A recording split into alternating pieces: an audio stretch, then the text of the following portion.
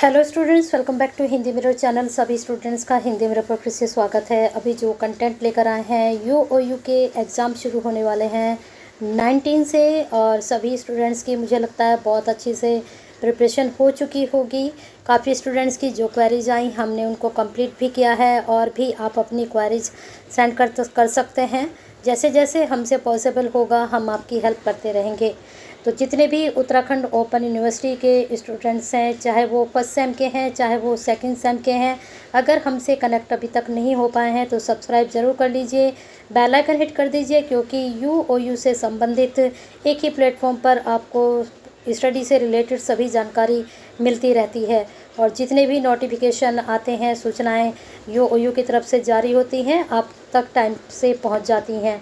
तो उसके लिए एक सब्सक्राइब। और जितने भी स्टूडेंट्स हमसे जुड़े हुए हैं वो पर्यटन और यात्रा प्रबंधन हम अब आपके लिए लेकर आए हैं, और इसमें बाई बुक आपको सारा हम बताएंगे। पहले हम सिलेबस डिस्कस करेंगे, उसके बाद आपके सिलेबस के बाद सीधा सीधा हम आपके चैप्टर्स पर जाएंगे। सिलेबस यहाँ देख सकते हैं आप, जो सिलेबस में बताया गया है चैप्टर्स में भी वही होता है, लेकिन फिर भी हम चैप्टर्स में जाएंगे और यहाँ पर भी थोड़ा सा डिस्कस कर लेते हैं सिलेबस को। यहाँ पर आप देख सकते हैं कि साथ में इन्होंने ये भी बता दिया है कि ये जो यूनिट है वो किसके द्वारा लिखी गई है। अब जैसे इकाई 1 है आपकी, तो पर्यटन है, उसमें अवधारणा है और परिप्रेक्ष्य है, ये डॉक्टर विनय चौहान के द्वारा लिखी गई है। इकाई 2 आपकी पर्यटन संयंत्र सुविधाएं, अवसंरचना एवं अधिसंरचना, ये भी डॉक्टर विनय चौहान के द्वारा लिखा गया है। ज़्यादातर 4 चैप्टर यहाँ पर उनके द्वारा लिखे गए हैं।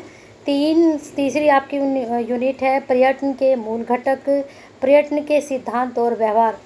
अब बात करते हैं इन चारों यूनिट में से कौन कौन से आपके लिए इम्पोर्टेंट जा सकते हैं। तो आपको बता दें, फर्स्ट यूनिट बहुत इम्पोर्टेंट है आपके लिए, और थर्ड यूनिट बहुत ज़्यादा इम्पोर्टेंट है। इनको बिल्कुल तैयार करके जाइएगा, यहाँ से 100% आपका प्रश्न बनेगा ही बनेगा। बाकी बची दूसरी यूनिट और फोर्थ यूनिट, इनको गो थ्रू जरूर कर लीजिएगा, यहाँ से भी 99% आपका क्वेश्चन बनने की उम्मीद है। लेकिन जो फर्स्ट और थर्ड यूनिट है, यहाँ से आपका 100% क्वेश्चन बनेगा। अब चलते हैं यूनिट 5 की तरफ। यूनिट 5 में क्या कहा गया है? यूनिट 5 में है विश्व में पर्यटन की संवर्धि और विकास। फिर इसके बाद यहाँ पर भी आपकी ये यूनिट जो है बहुत ज़्यादा इम्पोर्टेंट है। फिर 6 यूनिट में द्वितीय विश्व युद्ध के पश्चात भारत में पर्यटन का विकास, 100% करके जाइएगा, यहाँ से भी आपका क्वेश्चन निकलेगा। फिर आपके यूनिट 7 में बताया गया है आपको कि यहाँ पर आपको क्या पढ़ना है। पारंपरिक से गैर पारंपरिक संसाधनों के लिए पर्यटन उद्योग का विविधीकरण। ठीक है, तो यहाँ पर हमें देखना पड़ेगा कि कौन से टॉपिक हैं जो आपको पढ़कर जाने हैं।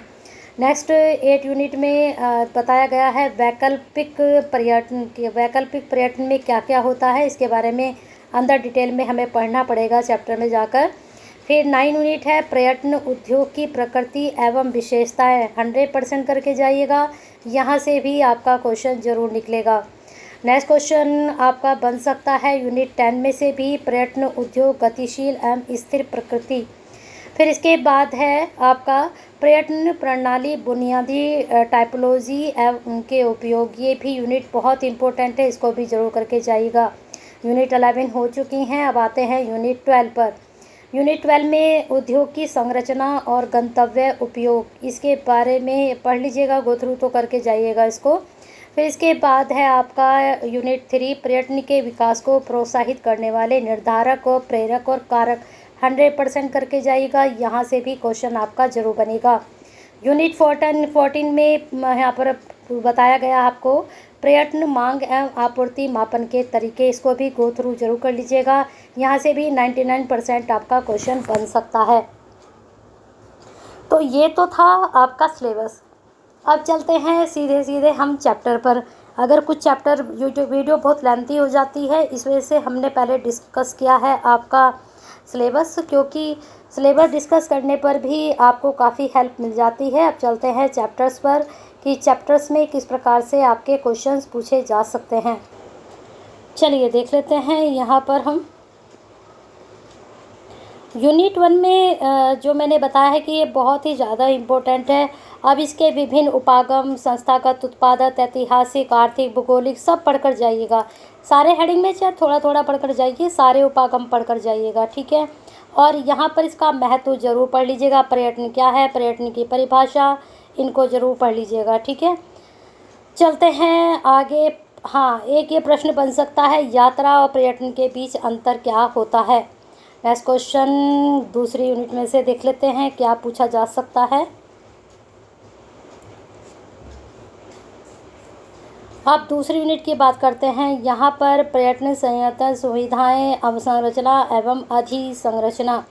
तो अवसंरचना के विकास की आवश्यकता क्यों है, ठीक है। और अवसंरचना और अधिसंरचना के विकास और रखरखाव में राज्य की क्या भूमिका होती है। बाद में यहाँ पर पर्यटन के कितने प्रकार हैं, वेरी इंपॉर्टेंट है, 100% कर लीजिएगा इसको। सारे प्रकार पढ़कर चले जाइएगा और थोड़ा थोड़ा भी अगर आप इनमें लिख कर आते हैं तो 100% आपके नंबर अच्छे बन जाएंगे। फिर आते हैं पर्यटन के रूप, इसको भी गो थ्रू कर लीजिएगा, ये भी प्रश्न आपका बन सकता है। चलते हैं यूनिट 3 पर। 3 में देख लेते हैं किस प्रकार से क्वेश्चंस आपके पर्यटन से संबंधित बन सकते हैं। और ये टॉपिक ऐसे हैं कि इनमें अगर आप थोड़ा बहुत भी पढ़ते हैं तो अच्छे से आपकी समझ में आ जाएगा। ज़्यादा टिपिकल नहीं है टॉपिक, इनको आप खुद से भी अच्छे से पढ़ने के बाद बनाकर लिख सकते हैं, थोड़ी नॉलेज आपको हो जाएगी। अब इसमें देखिए कौन कौन से घटक में हमारे टॉपिक इम्पोर्टेंट जा सकते हैं। एक तो पर्यटन की विशेषताएं जरूर करके जाइएगा। पर्यटन की वृद्धि को प्रभावित करने वाला कारक कौन से हैं, पर्यटन के घटक कौन से हैं, पर्यटन के तत्व कौन से हैं। ये 4 टॉपिक हैं, इनको आप ज़रूर पढ़ लीजिएगा। चलते हैं नेक्स्ट यूनिट की तरफ। आपकी सारी यूनिट नहीं कर पाएंगे लेकिन कोशिश करेंगे कि ज़्यादा से ज़्यादा हम कवर कर पाएँ, इसलिए हम सिलेबस में ही ज़्यादातर डिस्कस कर लेते हैं। अब आते हैं यूनिट 4 पर। यूनिट 4 में है पर्यटन के सिद्धांत और व्यवहार। यहाँ पर क्या है आपके टॉपिक बन सकते हैं, सतत पर्यटन को बढ़ावा देने में विश्व व्यापार संगठन की क्या भूमिका है। और आपका ये प्रश्न बन सकता है कि जो पर्यटन मॉडल है वो किस प्रकार के होते हैं। और पर्यटन की 5 कला विधियाँ बताइए। पर्यटन की चुनौतियाँ और अवसर, ठीक है। बाकी ये तो टॉपिक है, प्रश्न किस प्रकार से बनेगा वो जब प्रश्न आपके सामने होगा इन टॉपिक से रिलेटेड, वहीं पर आपको पता चल पाएगा। अब आते हैं विश्व में पर्यटन की समृद्धि और विकास। तो यात्रा युगीन स्वरूप किस प्रकार का रहा। व्यापार और वाणिज्य के लिए यात्रा हर तरह से, धार्मिक यात्रा होती है, ज्ञान की यात्रा होती है, रेलवे का उद्योग के विकास की वजह से होती है, संगठित यात्रा का उद्भव होता है। ये सारे एक बार को गो थ्रू कर लीजिएगा, ठीक है। चलते हैं आगे नेक्स्ट यूनिट पर। नेक्स्ट यूनिट में देख लेते हैं किस तरह के टॉपिक बनेंगे आपके। थोड़ा ही लेंथी यूनिट थी। 7 यूनिट में पर्यटन उद्योग का पारंपरिक से गैर पारंपरिक संसाधनों तक विविधीकरण क्या रहा है। तो इसमें जो मेन रहेगा आपका पर्यटन का विकास रहेगा और दोनों गैर पारंपरिक और पारंपरिक दोनों के बारे में पढ़ लीजिएगा। प्रश्न बनेगा तो बस यहीं से आपका निकलेगा। तो ये 7 यूनिट मैंने आपको करा दी है, बाकी यूनिट सिलेबस में डिस्कस हो चुकी थी। अगर आपको और भी कुछ हेल्प चाहिए तो आप कमेंट बॉक्स में बता सकते हैं। शेयर कीजिए, लाइक कीजिए और सब्सक्राइब भी ज़रूर कर लीजिएगा।